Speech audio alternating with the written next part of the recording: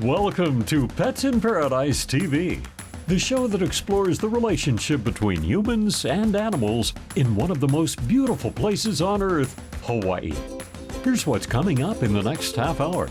Today we learn about a special place where animals rule and nothing gets in the way of love. It's called the Animal Care Foundation, and it's not like most animal clinics.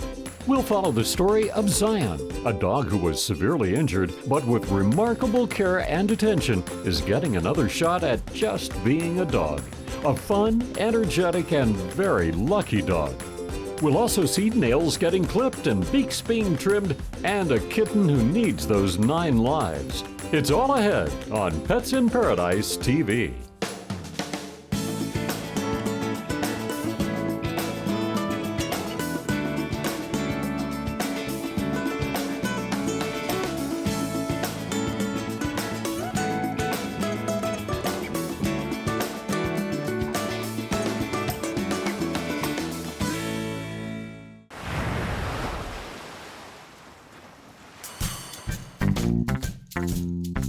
It can happen to any animal. Getting hit by a car, being abused, suffering an accident, getting an unforeseen illness.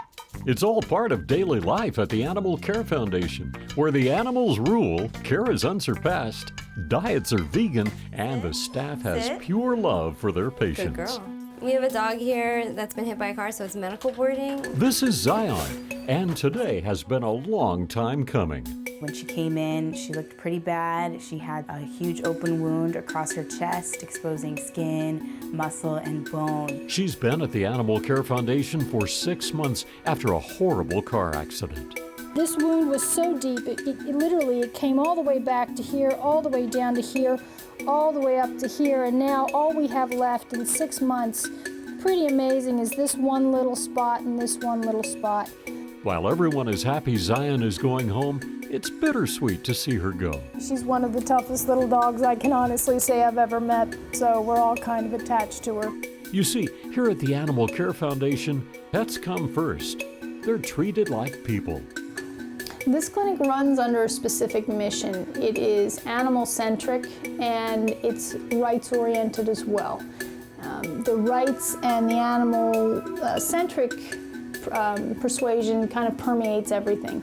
What we do focuses strictly on the patient. We try not to use things that are from other species, like we don't carry dead animal foods.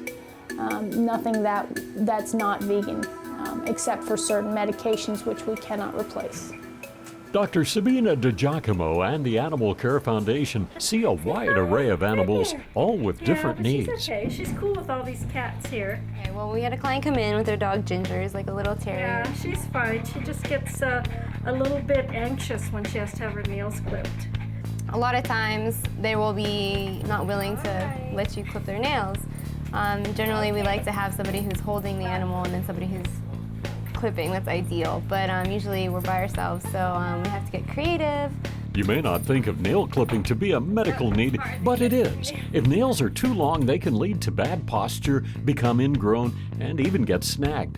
The consequences can be even worse in older dogs. Yeah, Ginger was really difficult, really did not like to get her nails clipped, but we still need to get them done, otherwise the animal's going to be in discomfort with clacking the nails, and it's just going to end up hurting the paws in general. So you have to stick with it, and we ended up finishing your nails.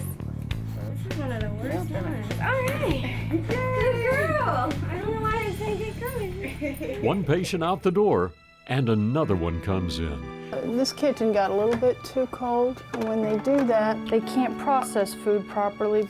This one is fighting for her life. We'll find out how she got this way and ended up at the Animal Care Foundation, and we'll see what her odds of survival are after the break.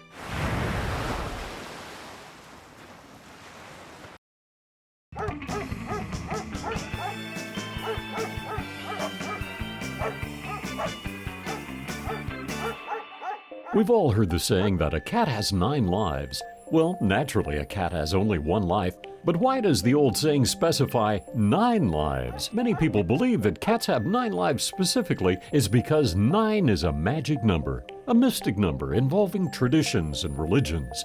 It's also believed 9 refers to an old English proverb. A cat has 9 lives. For 3 he plays, for 3 he strays, and for the last 3 he stays. Whatever the meaning, it appears that some cats at least have a second chance.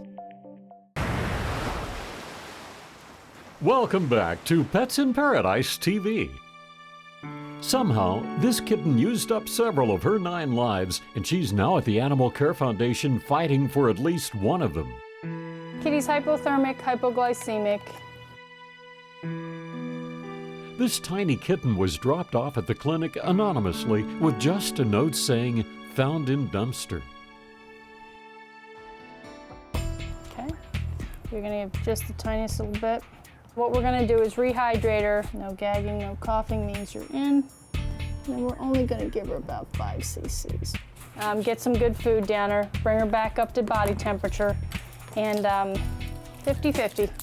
Most of these guys will bounce back in the first couple of hours. The question is whether or not they stay stable or not, because sometimes when they get too hypoglycemic, when you try to bring them back to normal, their body can't withstand it. But we'll know in the next probably 12 hours. Even with her poor condition, the team at the Animal Care Foundation will continue to work hard to bring this little one back to health. We also will see the kitten that was hit on the side of the street, the dog that just kind of rolled out of the hills. We work with a lot of the rescues who find these sick dogs or injured dogs, and frankly, these animals don't really have anywhere else to go that can help them at a reduced cost, which we do to the absolute best of our ability, certainly not as much as we would like to. But then I guess there's always somebody who needs you. Unlike some clinics, the Animal Care Foundation never turns away an animal in need, no matter its condition. If you look very closely at her beak right here, you'll see that her beak is separated. Normally, your beak, just like your jaw, is connected in the middle. And because she was born without that connection, she can't actually trim these pieces that are growing back. So she'll need continually trimming her entire life just to keep that back. This lovebird is in desperate need for some TLC from a doctor. It's still longer than it should be. It should come all the way back to here, but that's as far as we can go because it's grown out. And then Beeper's beak will need to be trimmed about every 3 weeks. Because birds are so delicate, trimmings must be done by a vet. With a trimmed down beak, Beeper can finally eat like a normal bird again. Another success. But now, another patient is in need. we're gonna go see our next patient. She's new to us here, not feeling so well today. Hi. Hi. How are you? I'm good. So tell me a little bit about what's going on. Okay, this is Sapphire. This kitty just came in from LA. He's had an eye problem now for about a month that hasn't resolved, which has left it with a certain amount of scarring and damage. So, possibility we may lose that eye, but Mother's committed to fixing it, so we're going to treat that for the next month and baby it a little bit and see where we go and see if we can't keep her with her own eye.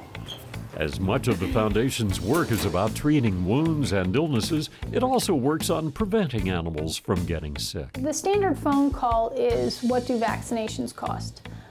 And the profession has had to focus on that over the last 20, 30 years because animals weren't really in the clinics as consistently as they are now. But we've actually gotten to a point where vaccination is, and those diseases are somewhat stable, so we have the ability now to focus on other things that are equally important to an animal's health. From vaccinations to surgeries to simple treatments, at the Animal Care Foundation, it's all about making sure animals are as healthy as they can be, even if it does take months, like in Zion's case. In a moment, she'll be saying goodbye to her family of the past 6 months and going back home. And home is not quite what you'd expect. But coming up next, we'll go inside the operating room for a procedure that not only helps the animal, but has a positive impact on the entire community.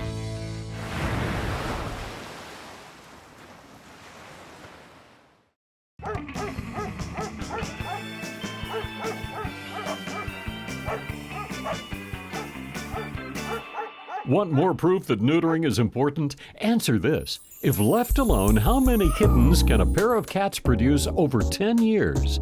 66? 12,000? Or 80 million?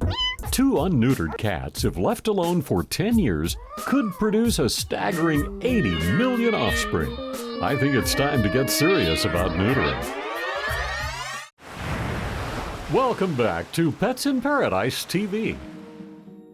Soon, Zion will be saying goodbye to the staff at the Animal Care Foundation, her home for the past 6 months while she's been recuperating, and then it's off to her real home. But first, the clinic today is full of kitties who are getting ready for some life-changing surgery. This is the time of day when we start doing our neutering. Today, mainly we have spays and neuters, and today, actually, we have all cats.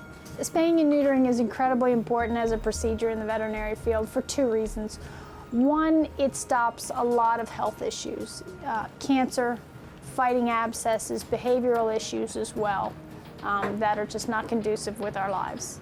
But additionally, it stops reproduction, and that's more of a public awareness issue, in that there are so many kittens and puppies born these days that we just don't have enough homes for them. So we need to stop having all these puppies and kittens, and the only way to do that right now effectively is to neuter these guys. So this kitty's a feral, so she's going back out into the real world. So we notch their ears to let people know that they're ferals and that they've been neutered. This is a girl, and since girls are always right, we notch the right ear. For some animals, the road to getting healthy again is an easy one. For some, it's a day-to-day battle struggling to survive. Stanley basically was taken to the Humane Society specifically to be euthanized. His caretaker assumed he wouldn't live, and Humane Society backed that up, saying that he should be euthanized, and it was only because he's actually registered to us that he's here today. And I suspect that he's got a long road ahead of him. Stanley was left for dead after getting his back legs run over by a car. He needs new bandages every day for the next 2 weeks, and he's fighting infection. But there is hope. And as you can see, a lot of these tendons are pretty torn, which is why there's such mobility in this joint, but actually there are no broken bones. This cat has a lot of will to live. He's already shown that. The wounds are severe, but with intensive care, healing can happen. It just takes time. Given that this process is going to take close to 6 months, most people would say that poor cat, he's going to suffer. We should just put him to sleep. But the reality is, in 6 months, which is really not that long, he will be walking around pretty normal and pretty happy. And I think his life is worth more than that to him. All right, so back at it tomorrow again. 6 months is just how long Zion was at the Animal Care Foundation. Also severely injured, Zion is now healthy and ready to go home. But it's a hard goodbye. All right, what's out of me? That's okay. All right. Well, it's time for her to go home. And obviously she's been with us for 6 months, so we're all kind of attached to her. Hard not to be. She's one of the toughest little dogs I can honestly say I've ever met. With what she's been through, she's never once snarled at us. She's never tried to bite. And she had to be in incredible pain when she came in. She's a pretty impressive little personality. We're gonna miss her. I know I will. But her family misses her, and I know they want her home, so it's the right thing to do. Zion's home is a little different. She won't be going back to a house, but to a homeless camp. Animal Sanctuary, Friends for Life, will transport her back to her loving family, who at first thought this day would never come. I actually felt I wasn't gonna get her back, but it's the truth. I had partied with her in my own little way because I was afraid I wasn't gonna get her back. I'm so happy. I am ecstatic. When they told me, I really was lost for words. I didn't know what to say. It was a shock. Zion still has some healing to do as she gets used to being back home. She'll need a lot of love, and she wouldn't be here if it wasn't for the love of Dr. DiGiacomo and the Animal Care Foundation. I've been in the veterinary field since about the age of 14, and I'm 44. For me, it's being the doctor. Not necessarily the technical aspect, which is fascinating, but making somebody better when they were feeling really bad is incredibly heartwarming. Whenever they get to walk out the front door and feel better, it's a good day.